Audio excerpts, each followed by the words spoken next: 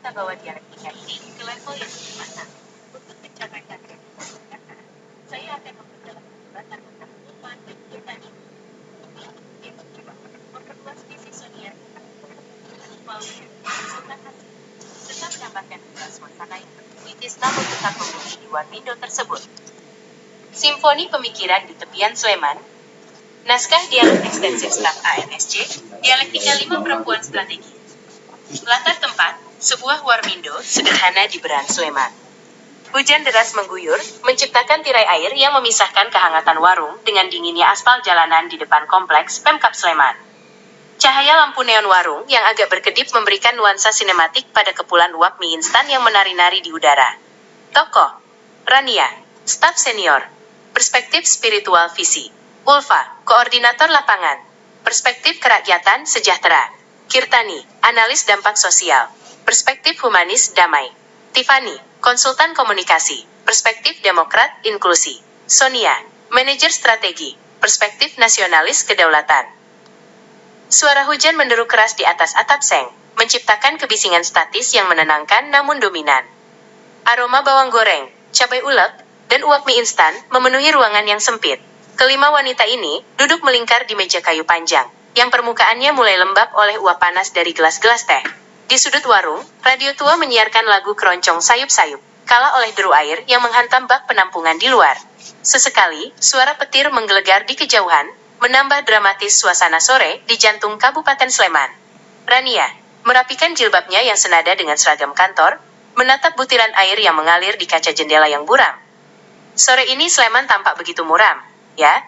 Tapi entahlah, suasana seperti ini justru membuat saya berpikir jauh ke dalam. Tentang apa yang sebenarnya kita cari di firma strategi ini setiap hari? Apakah kita hanya sekadar mengejar angka-angka dalam tabel, dan memenuhi tenggat waktu laporan untuk pimpinan? Seringkali saya merasa kita terjebak dalam mekanisasi kerja yang mematikan percikan jiwa kita sendiri. Pekerjaan yang dilakukan tanpa visi spiritual, hanya akan menjadi beban punggung, bukan sayap untuk terbang. Ulfa, sambil mengaduk mie rebus ekstra pedasnya dengan gerakan cepat, sedikit tidak sabar karena baru saja menempuh perjalanan jauh dari lapangan. Mikir apa lagi, Ran? Laporan akhir tahun yang revisinya tidak habis-habis? Atau instruksi teknis baru mengenai survei kualitatif, yang tadi kita bahas sebentar sebelum keluar kantor? Aku rasa otakku sudah cukup penuh dengan data statistik, margin of error, SKI, dan komplain warga hari ini. Jangan ditambah dengan beban filsafat dulu dong. Perutku sudah lebih dulu berdemonstrasi dibanding otakku. Kalau lapar begini, jangankan visi spiritual, melihat angka 0 saja aku merasa melihat telur rebus. Rania, tersenyum tenang, khas gayanya yang selalu terlihat teduh namun berwibawa. Bukan soal dokumen fisik itu, tapi soal esensi keberadaan kita sebagai perempuan profesional di bidang strategi. Bagiku, menjadi konsultan strategi itu panggilan untuk menjadi pribadi yang mandiri. Itu bentuk syukur paling nyata atas akal dan kehendak bebas yang Tuhan titipkan kepada kita. Kita dituntut kreatif dan inovatif bukan sekadar demi feedback positif atau bonus dari klien, tapi sebagai mandat spiritual untuk membawa kemaslahatan. Kalau kita tidak punya karakter kuat dan visi hidup yang jelas, kita hanya akan mengekor pada arus persaingan yang keras. Kita akan kehilangan identitas di tengah rimba korporasi yang dingin, mekanis, dan seringkali tanpa wajah. Ulfa mengetuk meja kayu dengan jemarinya yang masih sedikit berdebu tanah lapangan, suaranya sedikit meninggi melawan bunyi hujan yang kian deras. Aku setuju soal karakter, Ran. Itu penting sebagai fondasi, tapi jujur saja, bagiku kemandirian itu harus punya pijakan nyata di bumi, bukan cuma di awang-awang teori manajemen atau spiritualitas yang bersifat privat. Aku baru saja pulang dari pelosok desa di pesisir selatan, mendampingi warga yang hak ekonominya terhimpit, karena sistem distribusi hasil tani yang tidak memihak. Di sana, kata-kata spiritualitas terasa sangat jauh bagi mereka yang besok tidak tahu harus makan apa. Bagiku, kehidupan sejahtera adalah prioritas utama yang tidak bisa ditawar. Financial freedom bagi saya adalah senjata perjuangan, kawan-kawan. Kalau kita sudah memiliki kecukupan ekonomi, kita punya daya tawar yang lebih kuat. Kita punya nafas yang lebih panjang untuk menciptakan dampak positif bagi rakyat kecil, tanpa harus takut besok anak-anak makan apa. Bagaimana kita mau bicara visi besar kalau perut rakyat, dan perut kita sendiri, masih keroncongan setiap tanggal tua? Kemandirian tanpa kapital itu seringkali hanya berakhir menjadi romantisme kemiskinan yang menyedihkan. Strategi harus bisa memberi makan, bukan cuma memberi harapan. Kirtani mengaduk es teh manisnya perlahan, menatap kedua rekannya bergantian dengan mata yang merefleksikan empati mendalam. Tapi Mbak Ulfa, Mbak Rania, Apa gunanya sejahtera secara finansial atau mandiri secara posisi, kalau batin kita gersang? Aku sering melihat orang-orang hebat di dunia gerakan kemanusiaan yang sangat mapan secara materi, punya jabatan mentereng, tapi hubungan personalnya berantakan. Jiwa mereka kosong, karena terjebak dalam kompetisi yang tak ada ujungnya. Mereka memiliki segalanya, kecuali diri mereka sendiri. Dalam setiap analisis dampak sosial yang aku susun, aku selalu menemukan benang merah yang sama. Konflik eksternal di lapangan selalu berakar dari ketidakmampuan individu mengelola konflik internal dalam dirinya. Aku secara pribadi lebih mengejar hidup yang damai. Ketenangan pikiran dan kemampuan mengelola emosi adalah fondasi utama dari segala strategi yang kita buat. Tanpa itu, semua pencapaian profesional kita hanyalah topeng kepalsuan yang sangat melelahkan. Kita sukses memenangkan tender di kantor, tapi menangis di rumah karena kesepian jiwa. Apa itu yang disebut kehidupan berkualitas? Kedamaian adalah indikator keberhasilan yang paling hakiki, namun paling sering diabaikan dalam laporan tahunan manapun. Tiffany menyesap kopinya yang mulai mendingin, mencoba menengahi dengan nada diplomatis khas konsultan komunikasi yang sering menghadapi krisis. Nah, harmoni yang kamu maksud itu sebenarnya adalah inti dari inklusivitas dan demokrasi batin, Kir. Dalam kacamata seorang demokrat, pribadi yang mandiri adalah mereka yang mampu menghargai perbedaan tanpa merasa terancam secara eksistensial. Memang benar, tanpa kedamaian, komunikasi hanya menjadi senjata untuk saling menjatuhkan, bukan jembatan untuk memahami. Keseimbangan hidup itu penting agar kita tidak reaktif saat menghadapi benturan kepentingan di kantor atau di lapangan. Kita ini konsultan strategi, tugas kita adalah meredam kekacauan dengan pikiran yang dingin. Itulah visi hidup yang dewasa. Berani mengambil keputusan, namun tetap dalam koridor perdamaian dan keadilan bagi semua golongan. Jangan sampai strategi yang kita susun malah memicu segregasi sosial baru hanya karena kita kurang inklusif dalam menyerap aspirasi yang beragam. Komunikasi yang baik dimulai dari pendengaran yang jernih, dan pendengaran yang jernih hanya dimiliki oleh jiwa yang damai. Jika hati kita bising dengan ambisi pribadi, kita tidak akan pernah mendengar suara rakyat yang sebenarnya. Sonia, tegak dengan pandangan tajam, suaranya mantap dan penuh keyakinan sebagai seorang manajer. Mendengar kalian semua, aku merasa cita-cita individu kita ini sebenarnya bermuara pada satu hal besar yang menyatukan kita semua. Martabat bangsa. Bayangkan kalau seluruh perempuan di Indonesia punya karakter kuat dan visi hidup yang jelas seperti diskusi kita sore ini. Kita mengembangkan potensi diri bukan cuma buat jenjang karier pribadi di firma, tapi supaya bangsa ini punya sumber daya manusia yang berdaulat secara intelektual dan moral. Nasionalisme modern itu bukan cuma soal upacara bendera di lapangan Pemkab sana, tapi soal memastikan setiap individu berdaya untuk tumbuh menuju keberlanjutan. Kita sering didikte oleh pemikiran luar yang tidak paham konteks sosiologis kita. Perusahaan strategi lokal harus menjadi antitesis itu. Negara yang kuat lahir dari individu yang merdeka batinnya dan mandiri pikirannya. Kedaulatan data, kedaulatan pangan, hingga kedaulatan mental adalah tanggung jawab kita sebagai perancang strategi. Kita tidak boleh membiarkan martabat kita dibeli oleh kepentingan asing yang hanya melihat kita sebagai pasar, bukan sebagai subjek yang berdaulat. Ulfa tertawa kecil, memecah keseriusan sesaat sambil mengambil sepotong bakwan jagung yang masih renyah. Wah, Sonia sudah mulai orasi kebangsaan. Tapi Kir, aku ingin balik ke soal kedamaianmu tadi. Mari bicara jujur di depan sepiring gorengan ini. Bagaimana orang bisa mengelola emosi dengan baik kalau anaknya menangis karena tidak bisa bayar uang sekolah atau cicilan rumah mencekik leher? Apakah ketenangan pikiran itu bukan kemewahan bagi mereka yang sudah punya uang? Kedamaian seringkali adalah privilege kelas menengah ke atas. Di lapangan, aku melihat orang marah-marah karena lapar, bukan karena kurang meditasi atau kurang damai batinnya. Ketidakadilan struktural menciptakan penderitaan mental yang nyata.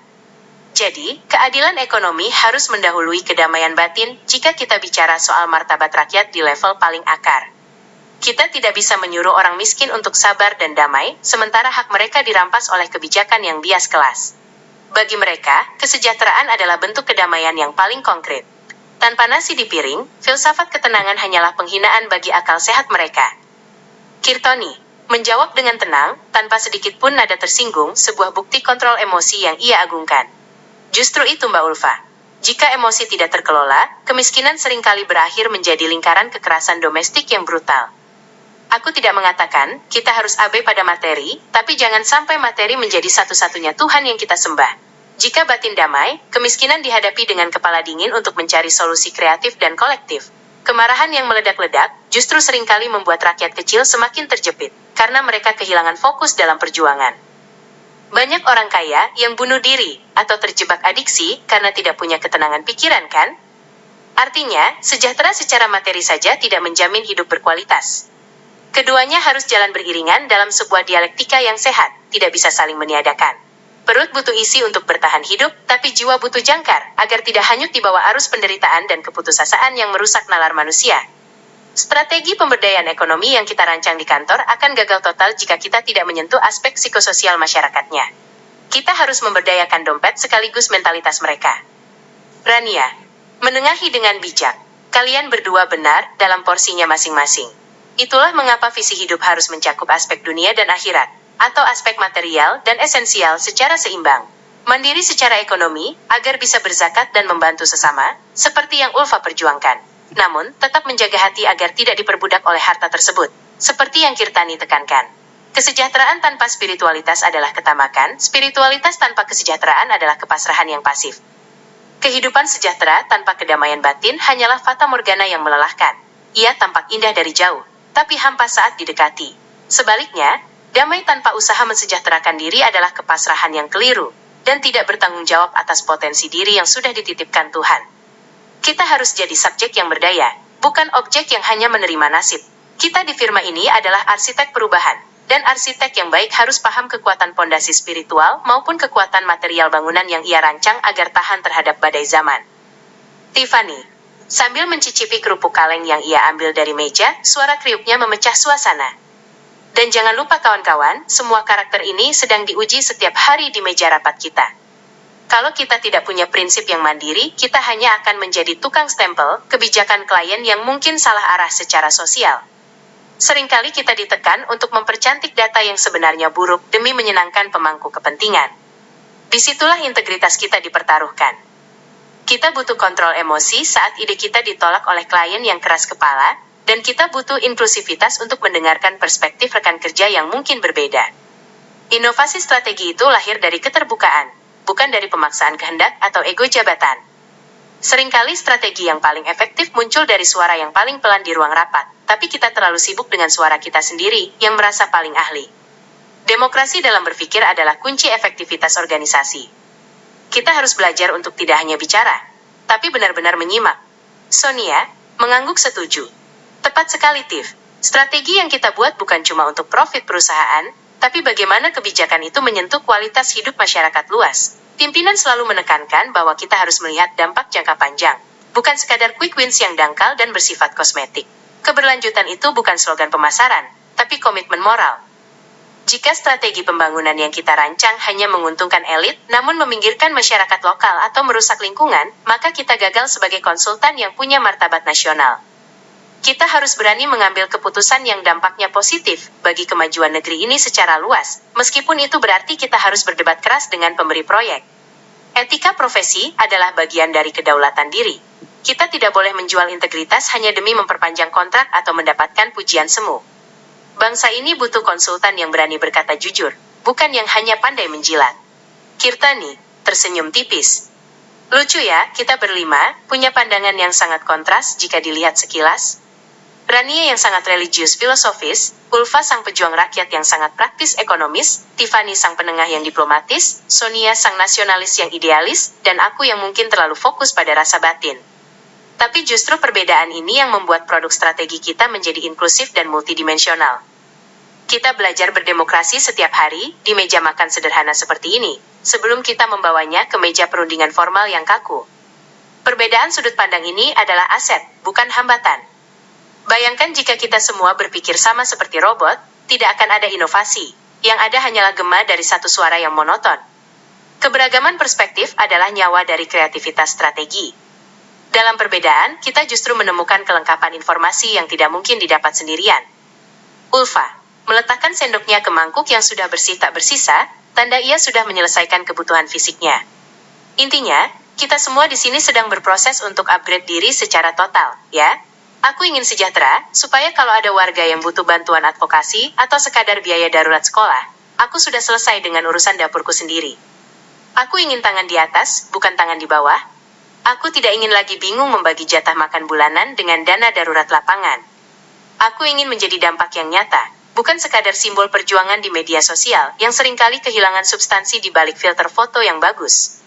Keberlanjutan itu butuh modal, bukan cuma modal sosial, tapi modal finansial yang bersih dan dikelola dengan bijak. Tanpa kemandirian ekonomi, idealisme kita akan mudah dibeli oleh kepentingan jangka pendek. Kesejahteraan adalah bentuk pertahanan diri yang paling masuk akal bagi seorang aktivis profesional. Tiffany, sambil merapikan catatan kecil di ponselnya, dan dampak itu akan jauh lebih kuat jika kita melakukannya dengan ketenangan batin. Ingat tidak saat proyek besar pengembangan kawasan industri bulan lalu sangat kacau karena perubahan mendadak dari kementerian di menit terakhir? Kalau kita tidak punya manajemen emosi yang baik, mungkin kita sudah saling menyalahkan sekarang dan merusak reputasi firma. Ego adalah musuh terbesar dalam kerja tim. Keseimbangan hidup itulah yang membuat kita tetap waras di tengah tekanan pekerjaan yang kadang tidak masuk akal. Tanpa manajemen diri, manajemen proyek hanyalah omong kosong yang akan runtuh saat badai krisis datang. Kita adalah mercusuar bagi klien kita. Jika lampu kita padam karena kelelahan mental atau burnout, mereka akan kehilangan arah. Profesionalisme sejati adalah kemampuan untuk tetap tenang di tengah badai, dan itu hanya bisa didapat lewat latihan kedamaian batin yang tekun. Sonia menimpali sambil menyeruput sisa kopi susunya. Betul, kedamaian batin Kirtani itu yang membuat kita bisa memberikan solusi inovatif saat semua orang panik. Tanpa harmoni di dalam tim, strategi kita hanya akan jadi dokumen mati yang berdebu di lemari klien. Kita butuh visi yang utuh, mulai dari kesejahteraan perut sampai kedaulatan batin. Kerja strategi itu kerja otak, tapi kalau hatinya tidak tenang, otaknya tidak bisa diajak kompromi. Sinergi antara logika dan rasa adalah puncak dari kepemimpinan perempuan di dunia profesional. Kita memimpin dengan empati, namun bertindak dengan akurasi data.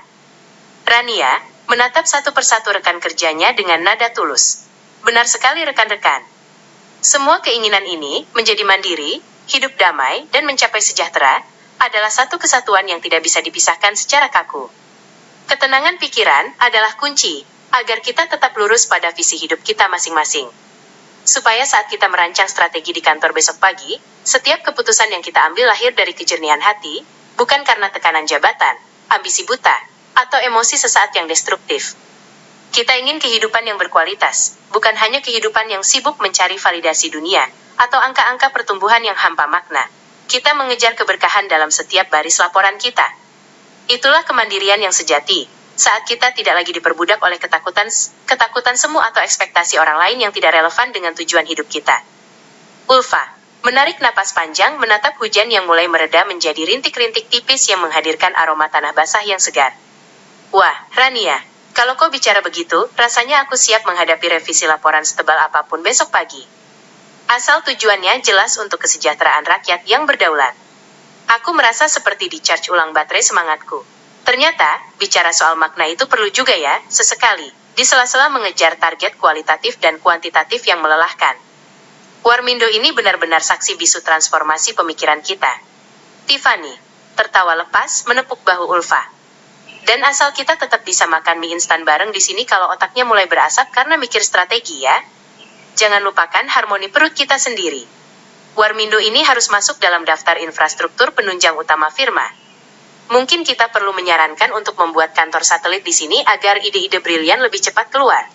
Suasana Beran, Sleman, di musim hujan begini memang punya sihir tersendiri untuk membedah realitas sosial. Sonia tersenyum bangga. Tentu, tanpa Warmindo ini, mungkin kita tidak akan pernah sedalam ini membedah makna strategi hidup. Ini adalah laboratorium pemikiran kita yang sebenarnya jauh lebih jujur daripada ruang rapat ber-AC di kantor, yang kadang terasa kaku, dingin, dan penuh kepura-puraan profesional. Di sini, kita bicara sebagai manusia, sebagai perempuan, sebagai warga negara, bukan cuma sebagai pemegang jabatan atau fungsionaris firma. Di sini, integritas kita diuji lewat kejujuran kata-kata kita sendiri.